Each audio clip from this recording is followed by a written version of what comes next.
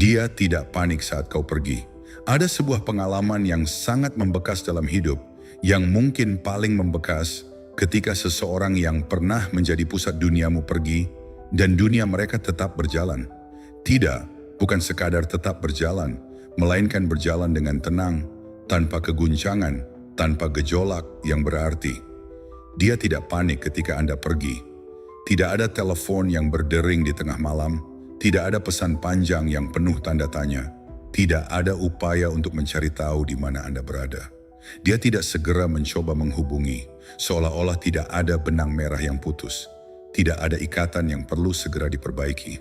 Dia tidak terburu-buru. Tidak ada langkah tergesa-gesa untuk mengejar. Tidak ada pemikiran ulang tentang apa yang telah terjadi. Tidak ada beban kehilangan yang tampak membebani pundaknya. Dia tidak merasakan beratnya kehilangan seperti yang Anda harapkan. Anda mungkin membayangkan setidaknya ada setitik penyesalan, sesaat kegalauan, atau sebuah momen di mana dia berhenti sejenak, merenungkan apa arti kepergian Anda. Namun yang ada justru sebaliknya. Dia hanya melanjutkan kehidupannya. Dia menjalani hari-harinya seolah-olah Anda hanyalah sebuah bab yang telah usai, yang bahkan tidak meninggalkan bekas luka. Dan disitulah letak luka yang paling dalam. Melihatnya melanjutkan hidup dengan mudah, melihat ketidakhadiran Anda terdaftar dalam kesehariannya, seolah-olah itu bukan apa-apa. Seolah-olah keberadaan Anda di dalam hidupnya hanyalah sebuah anekdot kecil yang tidak perlu diceritakan ulang. Inilah yang mungkin menjadi salah satu pengalaman paling menghancurkan yang pernah Anda alami. Rasanya seperti Anda telah memberikan segalanya, mencurahkan waktu, tenaga, pikiran, dan perasaan. Namun di matanya semua itu lenyap begitu saja tanpa meninggalkan gelombang. Ini bukan sekadar sakit hati biasa. Ini adalah pukulan telak bagi fondasi paling dasar dari diri Anda. Keyakinan bahwa Anda berarti, bahwa investasi emosional Anda berbalas, bahwa apa yang Anda bangun bersama memiliki nilai yang signifikan. Karena pada intinya ketidakpeduliannya itu mengonfirmasi ketakutan terdalam yang mungkin selama ini selalu Anda bawa dalam diam. Ketakutan bahwa Anda tidak pernah sepenting yang Anda kira selama ini. Ketakutan bahwa hubungan yang Anda bangun dengan penuh pengorbanan ternyata tidak pernah bersifat timbal balik. Ketakutan bahwa apa yang Anda anggap sebagai sebuah ikatan yang dalam dan bermakna dari sisi Anda, baginya hanyalah sebuah kenyamanan sementara, sebuah opsi yang mudah diambil dan lebih mudah lagi ditinggalkan. Dia menganggap kehilangan Anda tidak berarti. Dalam pikirannya, mungkin Anda hanya sebuah bagian kecil yang akan segera tergantikan. Dan disinilah cerita ini dimulai, bukan sebagai kisah tentang bagaimana Anda mendapatkan kembali pengakuannya, tetapi sebagai kisah tentang apa yang terjadi ketika dia akhirnya menyadari bahwa ternyata tidak demikian. Bahwa apa yang hilang itu jauh lebih besar, lebih langka, dan lebih tak tergantikan daripada yang pernah dia duga. Namun sebelum kita melangkah terlalu jauh ke dalam narasi tentang realisasinya, ada satu hal yang harus benar-benar Anda pahami dengan jernih. Pemahaman ini adalah fondasi yang akan melindungi Anda dari menyerap ketidakpedulian awalnya sebagai vonis mati atas nilai diri Anda sendiri. Anda harus mengerti mengapa kehilangan Anda terasa tidak berarti di saat-saat pertama setelah kepergian. Bukan untuk membenarkannya, tetapi untuk membebaskan diri Anda dari jerat penafsiran yang keliru. Pertama, memahami mengapa kehilangan Anda tidak terasa berarti di awal. Ada sebuah kesalahpahaman besar yang sering kita miliki tentang kehilangan. Kita berpikir bahwa jika sesuatu itu penting, maka dampaknya harus langsung terasa, seperti gelas yang pecah di lantai keras. Pecahannya langsung berhamburan, suaranya langsung memekakan telinga. Namun kenyataannya, banyak kehilangan yang paling besar dalam hidup tidak bekerja seperti itu. Kehilangan yang paling mendalam seringkali bekerja seperti batu yang dijatuhkan ke dalam air yang tenang. Pada saat batu itu menyentuh permukaan, riaknya kecil, bahkan hampir tidak terlihat. Tetapi riak terbesar tidak muncul pada saat masuk. Riak terbesar datang kemudian. Ia bergerak perlahan keluar, melebar, dan tumbuh semakin besar. Ia baru mencapai tepi kolam, menabrak batas-batasnya, dan mengubah seluruh permukaan air jauh setelah batu itu sendiri telah tenang di dasar. Ketidakhadiran reaksi segera dari seseorang terhadap kepergian Anda hampir tidak pernah menjadi bukti bahwa kehilangan itu tidak penting. Sebaliknya, itu hampir selalu menjadi bukti dari dua hal yang sangat berbeda. Pertama, orang tersebut mungkin belum merasakan seluruh berat dari apa yang hilang karena berat penuh itu. Seperti riak air, membutuhkan waktu untuk sampai. Otak manusia, dalam mekanisme pertahanannya, seringkali menunda kesadaran penuh akan kehilangan besar untuk melindungi dirinya dari rasa sakit yang terlalu dini. Kedua, orang tersebut mungkin sedang beroperasi di bawah pertahanan emosional yang spesifik. Ini adalah mekanisme psikologis di mana seseorang, secara sadar atau tidak, telah membuat keputusan untuk tidak merasakannya terlebih dahulu. Mereka menekan, menunda atau mengalihkan perasaan itu karena pada saat itu merasakannya akan terlalu berat untuk ditanggung. Kedua kondisi ini, waktu yang tertunda dan pertahanan emosional, sangat-sangat berbeda dari kehilangan yang dianggap tidak berarti. Kehilangan yang benar-benar tidak berarti tidak memerlukan waktu untuk dirasakan dan tidak memerlukan pertahanan untuk melawannya. Ia hanya berlalu begitu saja tanpa jejak. Jadi ketika Anda melihat ketenangannya di awal, tahanlah diri untuk langsung menyimpulkan bahwa Anda tidak berarti. Apa yang Anda lihat bukanlah cerminan dari nilai Anda, melainkan sebuah jeda dalam waktu. Sebuah jeda yang akan segera berakhir. Marcus Aurelius, seorang filsuf Stoik dan kaisar Romawi, menulis secara mendalam tentang sifat pemahaman yang tertunda. Ia memahami bahwa manusia memiliki kecenderungan spesifik untuk hanya benar-benar menghargai nilai sesuatu setelah hal itu bergerak keluar dari pengalaman langsung kita. Dalam meditasinya, ia menulis tentang bagaimana pikiran kita seringkali dininabobokan oleh kehadiran. Ketika sesuatu itu ada di depan mata, ketika ia hadir setiap hari, ia menjadi latar belakang. Ia menjadi seperti udara yang kita hirup. Penting, vital, tetapi tidak pernah kita sadari sampai ia tidak ada lagi. Momen sekarang memiliki cara yang kuat untuk menormalkan apapun yang ada di dalamnya. Apapun yang hadir, sekecil atau sebesar apapun, akhirnya akan terasa biasa. Kehangatan senyum Anda, konsistensi dukungan Anda, keandalan Anda dalam suka dan duka, semua ini ketika hadir terus-menerus, perlahan-lahan berubah dari sebuah keajaiban menjadi sebuah ekspektasi. Sebaliknya, apa yang hilang akan menjadi fokus utama. Hanya ketika sesuatu tidak lagi ada, pikiran mulai bekerja untuk mengisinya, merasakan kekosongannya, dan pada akhirnya mengukur seberapa besar kontribusinya terhadap keseimbangan hidup. Kualitas spesifik yang Anda bawa ke dalam hidupnya, konsistensi yang tidak pernah goyah, investasi yang tulus dan tanpa pamrih, serta kombinasi unik dan tak terulang dari siapa Anda sebenarnya, semua itu sangat terlatar belakangi oleh kehadiran Anda yang terus-menerus. Ia tidak melihatnya karena ia selalu ada di sana. Ia tidak merasakan beratnya karena ia terbiasa menopangnya. Karena itu ketidakhadiran Anda tidak dapat dirasakan segera.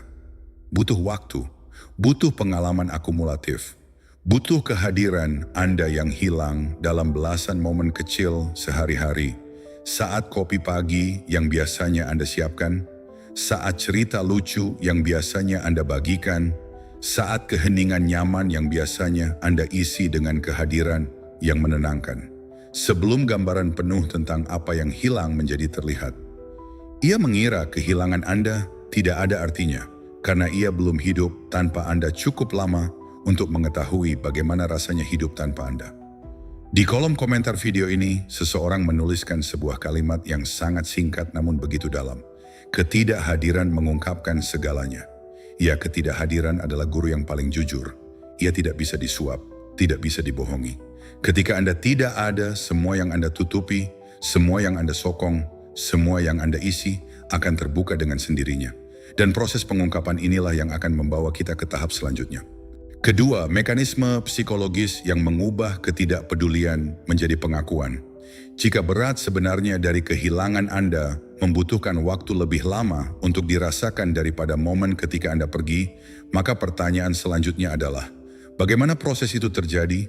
Apa yang terjadi di dalam pikirannya sehingga ketidakpedulian awal perlahan-lahan berubah menjadi sebuah kesadaran dan pada akhirnya menjadi pengakuan? Memahami mekanisme psikologis ini sangat penting. Bukan untuk Anda gunakan sebagai alat untuk memanipulasi atau menunggu dengan harapan, tetapi untuk membebaskan diri Anda dari kebutuhan untuk mengatur perilaku Anda demi memproduksi pengakuan itu secara artifisial. Ketika Anda mengerti bahwa proses ini adalah proses alami seperti gravitasi yang bekerja, Anda tidak perlu lagi menjadi seorang insinyur yang berusaha keras membuat sesuatu jatuh. Anda hanya perlu berdiri tegak dan membiarkan alam mengambil jalannya. Apa yang sebenarnya dia alami dalam periode setelah ketidakhadiran Anda bukanlah ketiadaan perasaan. Bukan, itu adalah sebuah proses yang saya sebut sebagai proses kontras. Proses ini spesifik, tidak nyaman, dan semakin hari semakin tidak dapat disangkal. Bayangkan hidupnya sebagai sebuah lukisan.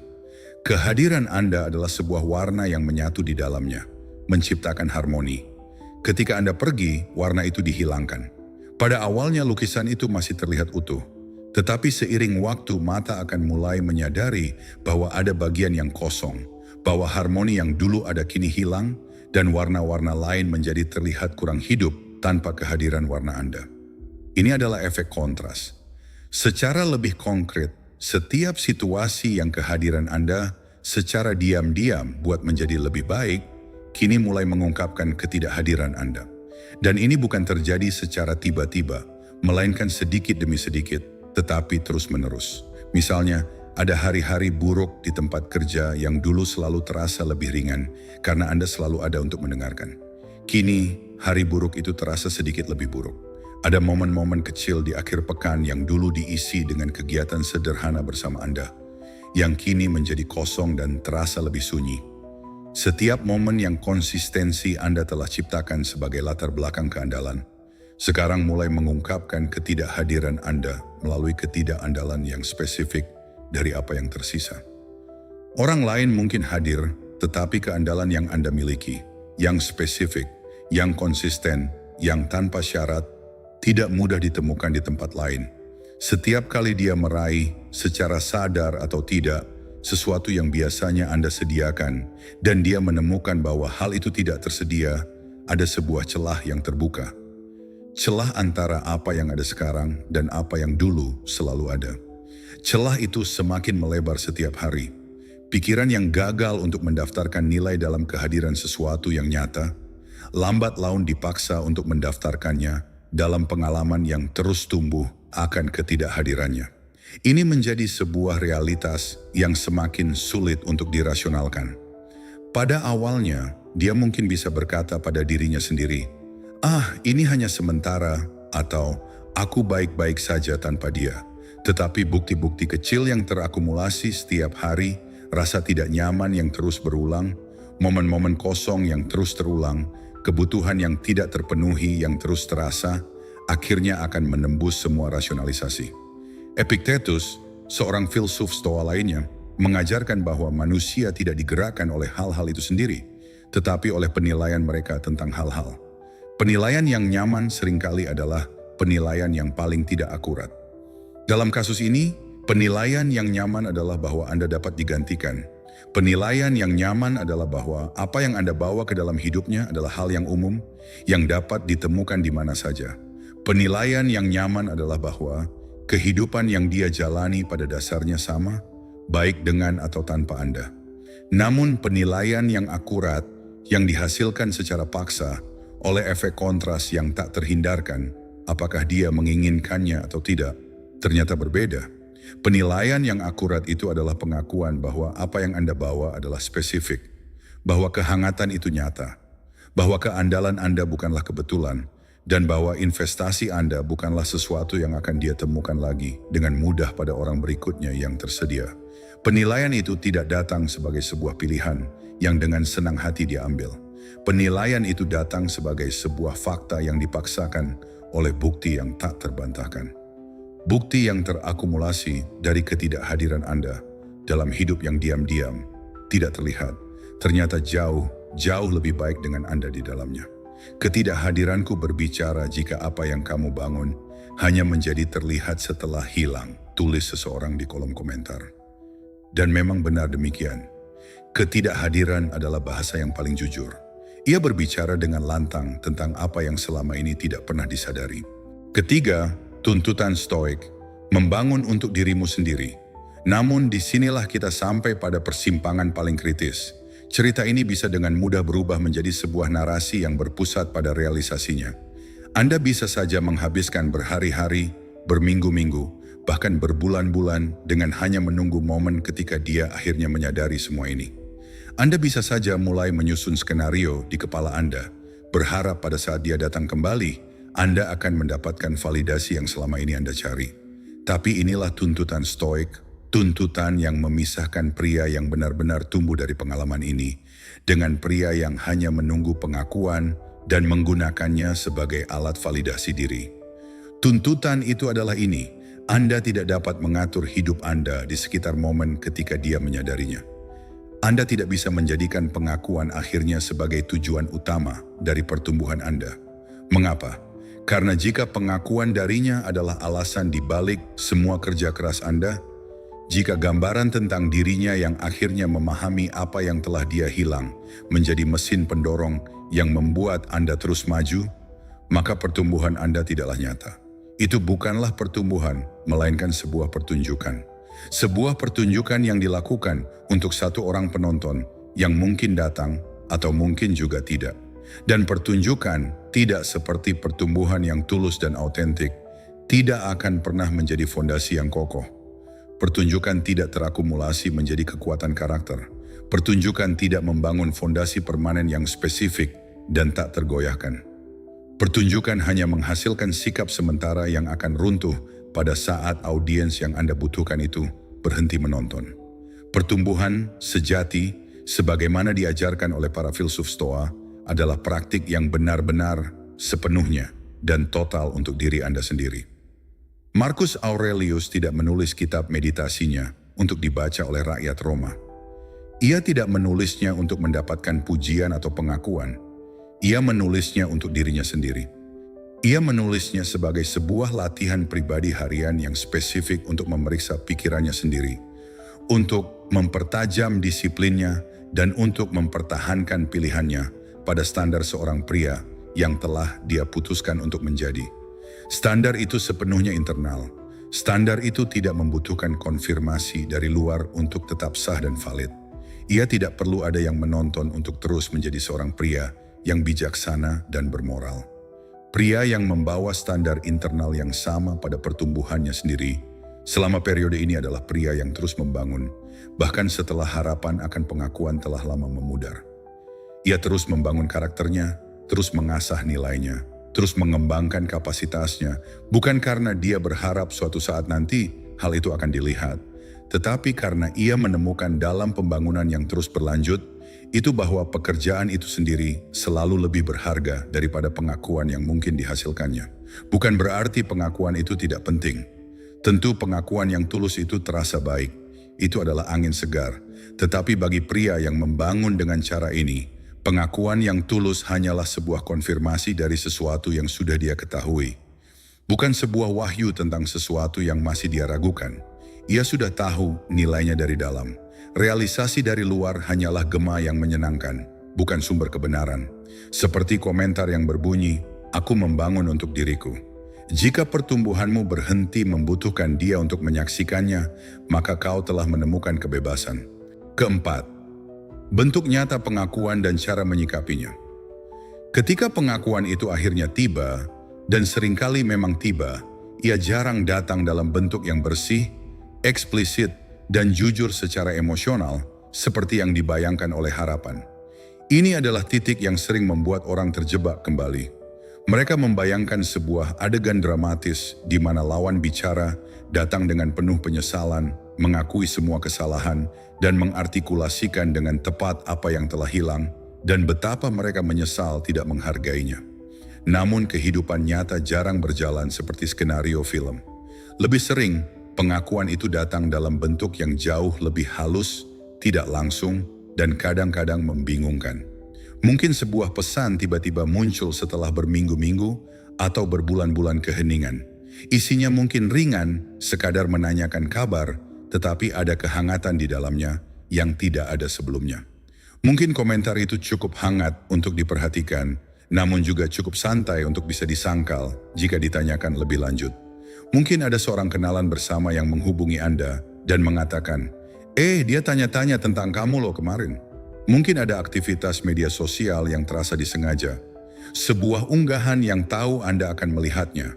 Sebuah lagu yang memiliki makna khusus atau sekadar like pada unggahan Anda yang sudah lama tidak disentuh.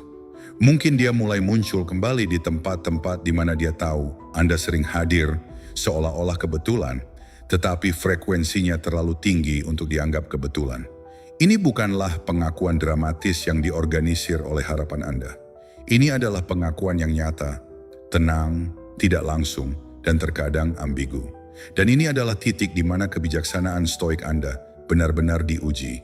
Cara Anda menyikapi momen-momen ini akan menentukan apakah Anda benar-benar telah tumbuh atau apakah Anda hanya sedang berpura-pura. Hal yang paling penting dalam menerima sinyal-sinyal ini adalah menerimanya dengan akurat. Bukan dengan interpretasi putus asa yang mengubah setiap sinyal ambigu menjadi konfirmasi bahwa dia akan kembali ke dalam pelukan Anda. Juga bukan dengan interpretasi sinis yang menganggap setiap sinyal sebagai sesuatu yang tidak berarti dan menutup diri sepenuhnya. Keduanya adalah reaksi emosional yang tidak dewasa. Yang pertama adalah reaksi orang yang masih kelaparan akan validasi. Yang kedua adalah reaksi orang yang terluka dan membangun tembok. Sebaliknya, dekati mereka dengan penilaian yang jernih, jujur, dan objektif. Tanyakan pada diri Anda, apa yang sebenarnya dikomunikasikan oleh pesan ini? Berapa nilai dari komunikasi ini? Jangkauan santai dari seseorang yang sedang menguji, apakah Anda masih tersedia? Apakah Anda masih akan menjadi opsi yang nyaman seperti dulu? Adalah hal yang sangat berbeda dari pengakuan yang tulus, rentan, dan jujur tentang apa yang salah. Yang pertama adalah dinamika lama yang hanya memeriksa apakah ia dapat mengulangi pola yang sama. Yang kedua adalah sesuatu yang mungkin layak untuk direspon dengan syarat Anda datang dari tempat keterbukaan yang nyata dan bukan dari tempat kelaparan. Pria yang telah melakukan pekerjaan stoik tahu perbedaannya. Ia tidak melihat dengan kacamata sinisme, tetapi dengan kejelasan yang terlatih. Ia telah memeriksa dinamika sebelumnya dengan jujur dan tidak lagi bersedia untuk salah mengartikan kenyamanan sesaat sebagai pengakuan yang tulus. Ia tahu bahwa seorang pria yang menghargai dirinya sendiri tidak akan kembali ke meja yang sama hanya karena ia diberi sedikit remah-remah perhatian. Aku membacanya dengan jelas, tulis komentar. Jika Anda telah belajar melihat apa yang sebenarnya ditawarkan, bukan apa yang Anda harapkan ada, maka Anda telah menguasai salah satu seni terbesar dalam hidup. Kelima, kontribusi diri sendiri dalam dinamika ketidakpedulian. Ada bagian dari pengalaman ini yang sering tidak pernah kita periksa dengan jujur. Bagian yang tidak nyaman. Bagian yang memaksa kita untuk melihat ke cermin dan bertanya, apakah ada sesuatu yang saya lakukan yang secara tidak sadar berkontribusi pada dinamika yang membuat saya bisa diperlakukan seperti ini? Ini bukan tentang menyalahkan diri sendiri, tetapi tentang akuntabilitas diri yang jujur. Alasan dia mengira kehilangan Anda tidak ada artinya. Alasan mengapa kehilangan itu terasa dapat dikelola dan tidak menghancurkan di saat-saat awal, sebagian adalah fungsi dari sesuatu yang Anda lakukan di dalam dinamika itu. Sesuatu yang membuat kehadiran Anda terasa tanpa syarat. Ini bukan karena satu pilihan dramatis yang Anda buat. Ini adalah hasil dari sebuah pola yang terakumulasi seiring waktu. Pola menunjukkan diri Anda hadir, terlepas dari bagaimana investasi Anda diterima. Pola menyerap ketidakseimbangan dalam hubungan tanpa banyak protes. Pola melanjutkan untuk memberi pada tingkat yang sama, meskipun pemberian itu tidak pernah benar-benar terpenuhi atau dihargai setimpal. Konsistensi Anda, sebaik apapun niat Anda dan setulus apapun cinta Anda, secara perlahan mengkomunikasikan sesuatu yang tidak pernah Anda maksudkan untuk dikomunikasikan.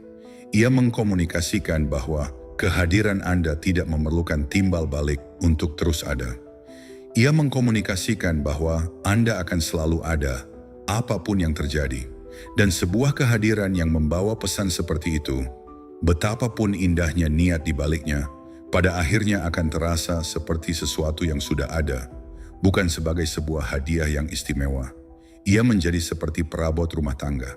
Penting ya, tetapi ketika sudah menjadi bagian dari latar belakang, ia tidak lagi disadari nilainya. Seneca, seorang filsuf Stoa yang lain, menulis secara mendalam tentang cara spesifik di mana pemberian tanpa syarat dapat melatih penerima untuk berhenti menghargai apa yang mereka terima. Ini bukan karena mereka jahat atau kejam, tetapi karena psikologi sederhana dari ketersediaan. Apa yang selalu tersedia tidak pernah langka. Apa yang tidak pernah langka tidak pernah terasa berharga. Hukum ekonomi dasar ini juga berlaku dalam hubungan emosional. Perbaikan dari pola ini perlu dipahami dengan jelas, bukanlah menjadi seorang yang menahan diri, dingin, atau strategis tidak tersedia. Itu hanya akan mengubah Anda menjadi versi lain dari pola yang sama, hanya dengan topeng yang berbeda. Perbaikan yang sejati adalah mengembangkan standar berbasis nilai yang tulus. Standar di mana Anda memilih untuk berinvestasi sepenuhnya dalam hubungan yang benar-benar memenuhi diri Anda, yang benar-benar timbal balik, dan di mana Anda menarik diri secara alami, tanpa drama, hanya sebagai ekspresi jujur dari penilaian Anda bahwa hubungan itu tidak lagi memenuhi diri Anda. Ini adalah sebuah standar yang dijalani secara konsisten, bukan diumumkan secara dramatis. Standar ini, jika Anda jalani, menghasilkan dinamika yang sama sekali berbeda. Ia menghasilkan konsekuensi spesifik yang tidak pernah bisa dihasilkan oleh kehadiran tanpa syarat. Sebuah pemahaman yang tulus dari pihak lain bahwa investasi Anda adalah sebuah pilihan, dan bahwa pilihan itu bisa saja dibuat berbeda. Ketika orang tahu bahwa kehadiran Anda adalah sebuah pilihan yang bisa Anda tarik kapan saja, mereka akan belajar untuk menghargainya dengan cara yang berbeda. Bukan karena Anda mengancam, tetapi karena Anda konsisten pada nilai Anda. Kehadiranku adalah hadiah, bukan sesuatu yang sudah ada, tulis komentar. Jika Anda telah belajar perbedaan antara kedermawanan yang tulus dan memberikan sesuatu yang seharusnya dilindungi, maka Anda telah mempelajari pelajaran yang sangat berharga. Keenam, penemuan kapasitas diri yang tak tergantikan. Sekarang, mari kita bicarakan tentang apa yang sebenarnya dihasilkan oleh periode antara ketidakpedulian awalnya dan pengakuannya yang tertunda. Periode ini menghasilkan sesuatu yang jauh lebih penting daripada pemahaman akhirnya. Periode ini menghasilkan pengetahuan spesifik dan tak tergantikan tentang kapasitas Anda sendiri. Pengetahuan bahwa Anda bisa diperlakukan seolah-olah Anda tidak berarti, dan Anda masih bisa memilih untuk tidak menerima perlakuan itu sebagai kebenaran tentang diri Anda. Anda bisa melihat seseorang melanjutkan hidup dengan mudah, tanpa kesulitan yang nyata setelah kehilangan Anda. Dan Anda masih bisa menolak untuk membiarkan pengamatan itu mengubah rasa nilai diri Anda sendiri. Anda bisa duduk dalam keheningan yang menyakitkan itu, keheningan yang terjadi karena Anda tidak segera dirindukan. Dan Anda masih bisa hadir untuk hidup Anda sendiri dengan investasi yang sama, dengan komitmen yang sama, dengan semangat yang sama seperti yang dulu Anda tunjukkan untuk hidupnya. Kapasitas ini, kapasitas spesifik, teruji dan tulus untuk mempertahankan posisi diri Anda di tengah badai ketidakpedulian, bukanlah hal kecil. Ini adalah fondasi dari semua kebebasan psikologis yang dibicarakan oleh para filsuf Stoa. Ini adalah kebajikan dalam tindakan. Marcus Aurelius menulis tentang kebajikan spesifik untuk terus bertindak berdasarkan nilai-nilai Anda ketika tindakan Anda tidak diakui. Untuk melakukan hal yang benar, bukan karena Anda ingin dilihat, tetapi karena itu adalah hal yang benar untuk dilakukan. Untuk membangun, bukan karena Anda ingin dipuji, tetapi karena pembangunan itu sendiri layak untuk dilakukan. Periode ketidakpedulian darinya adalah tempat pengujian yang spesifik untuk kebajikan itu dalam hidup Anda sendiri. Dan setiap hari Anda memilih untuk hadir untuk diri Anda sendiri. Selama periode itu, setiap hari Anda memilih untuk berinvestasi dalam pertumbuhan Anda sendiri daripada terperosok ke dalam jurang kesedihan karena tidak segera dirindukan. Anda sedang menjalani kebajikan itu dalam bentuknya yang paling menuntut dan paling memperjelas. Anda tidak menampilkannya. Anda benar-benar menjalaninya. Dan pria yang menjalani kebajikan bukan hanya menampilkannya, membawa karakter itu ke depan dengan cara yang tidak dapat diganggu oleh kehilangan atau ketidakpedulian apapun di masa depan. Ia menjadi kebal terhadap guncangan eksternal karena sumber kekuatannya telah berpindah ke dalam. Aku tetap hadir, tulis komentar. Jika ketidakpedulian darinya justru menunjukkan sesuatu tentang kekuatanmu sendiri yang selama ini perlu kamu lihat, maka dia telah memberimu hadiah yang tidak disadarinya. Ketujuh, menanggapi pengakuan dengan kebijaksanaan.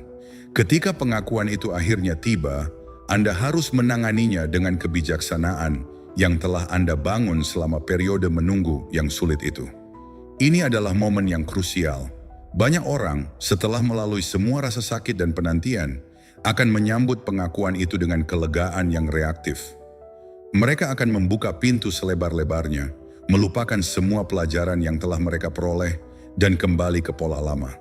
Jangan biarkan itu terjadi pada Anda. Ingatlah, pengakuan bukanlah akhir dari cerita. Ia bukan resolusi yang mengembalikan segalanya seperti sedia kala. Ia adalah sebuah informasi baru.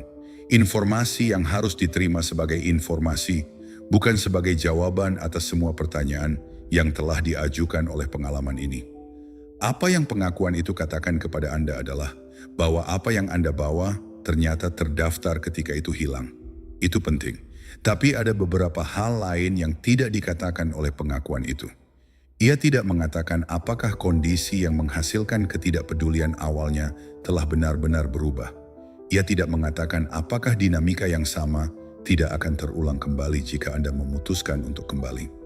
Ia tidak mengatakan apakah pengakuan itu sendiri adalah produk dari pertumbuhan dan perubahan yang tulus di dalam dirinya, atau hanya sekadar ketidaknyamanan sementara akibat ketidakhadiran Anda yang akan segera berlalu jika Anda kembali hadir. Pendekatan Stoik terhadap momen ini adalah kombinasi dari 3 sikap: hangat, jujur, dan jelas. Hangat karena Anda tidak membawa kebencian.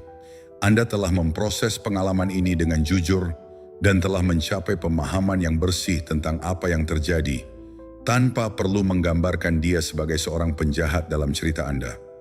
Jujur karena Anda tidak menampilkan versi diri Anda yang dirancang untuk menghasilkan respons tertentu dari dirinya. Anda datang apa adanya dengan kekuatan dan kerentanan Anda. Dan jelas, karena Anda telah melakukan cukup banyak akuntansi jujur tentang dinamika sebelumnya, sehingga Anda tahu apa yang perlu benar-benar berbeda agar keterlibatan kembali layak dipertimbangkan dengan semua yang telah Anda bangun. Kombinasi ini, hangat, jujur, dan jelas, adalah sikap spesifik yang hanya bisa dihasilkan oleh pekerjaan Stoik yang mendalam. Dan itu adalah satu-satunya sikap dari mana dinamika baru yang benar-benar sehat, jika memang mungkin, dapat dibangun. Tanpa kehangatan, Anda menjadi dingin dan defensif. Tanpa kejujuran, Anda menjadi manipulatif. Tanpa kejelasan, Anda akan terseret kembali ke dalam ambiguitas yang membingungkan. Hangat, jujur, jelas, tulis komentar. Jika itu adalah energi yang Anda bawa ke setiap percakapan ke depan, maka Anda telah menjadi pribadi yang utuh. Pergeseran akhir. Dari garis waktu, dia ke garis waktu sendiri. Akhirnya, inilah yang memisahkan pria yang benar-benar melangkah maju dari pria yang hanya mengatakan bahwa dia telah melangkah maju. Ini bukan tentang tidak memiliki perasaan. Ini bukan tentang berpura-pura telah move on. Ini adalah pergeseran internal yang tenang, namun mendalam yang terjadi ketika seorang pria berhenti mengukur kualitas harinya dengan apakah dia telah diakui atau tidak, dan mulai mengukurnya dengan apakah dia telah menjadi pribadi yang telah dia putuskan untuk menjadi. Pergeseran dari garis waktu dia ke garis waktu saya sendiri adalah inti dari transformasi Stoik. Marcus Aurelius melakukan pergeseran ini setiap pagi sebelum kekaisaran Romawi yang luas menuntut apapun darinya. Ia tidak bertanya, apakah Roma hari ini menghargai kebajikanku?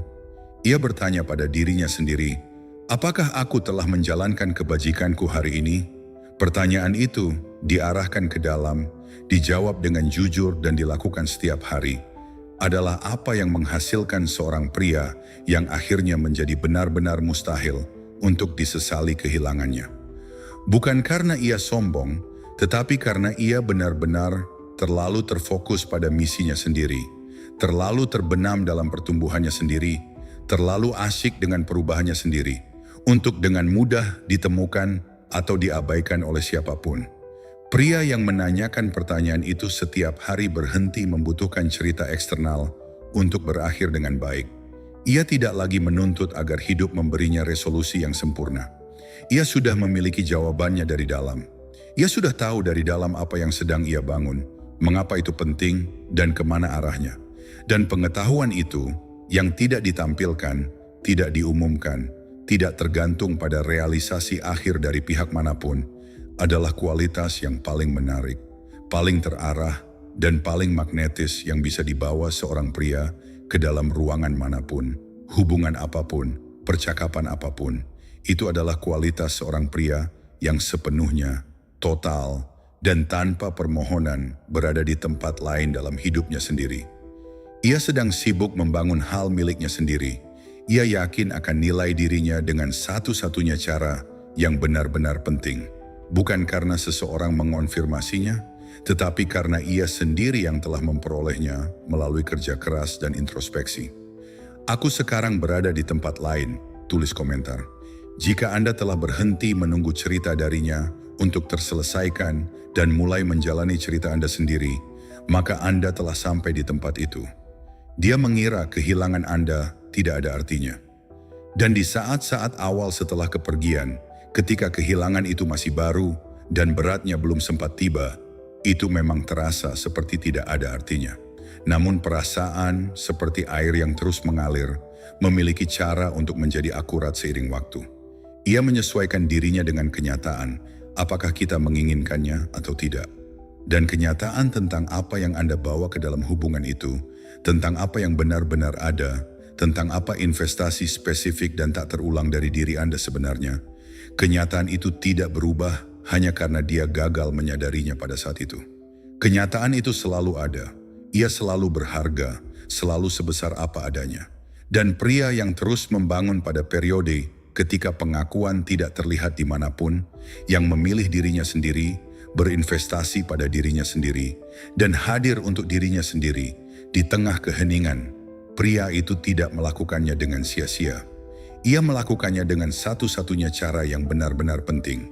Dalam kegelapan, ketika tidak ada yang melihat, ketika hasilnya tidak pasti dan bukti-bukti di sekitarnya mengecewakan, dan satu-satunya alasan untuk terus melangkah adalah karena ia telah memutuskan bahwa dirinya layak untuk diperjuangkan. Pria itu yang membangun dalam keheningan, yang diuji oleh ketidakpedulian, dan yang diverifikasi oleh pilihan-pilihan hariannya sendiri, pria itu tidak membutuhkan pengakuan akhirnya untuk mengetahui apa nilainya. Ia telah memiliki satu-satunya bukti yang benar-benar penting, bukan konfirmasi dari luar, tetapi kepastian dari dalam. Ia telah menjadi seseorang yang kehadirannya adalah hadiah, bukan beban. Ia telah menjadi seseorang yang nilainya tidak bergantung pada apakah orang lain melihatnya atau tidak. Dan pada saat itulah, ironisnya, ia menjadi seseorang yang benar-benar sulit untuk dilupakan. Bukan karena ia berusaha untuk dikenang, tetapi karena ia telah menjadi versi terbaik dari dirinya sendiri. Dan itu, pada akhirnya, adalah satu-satunya hal yang abadi.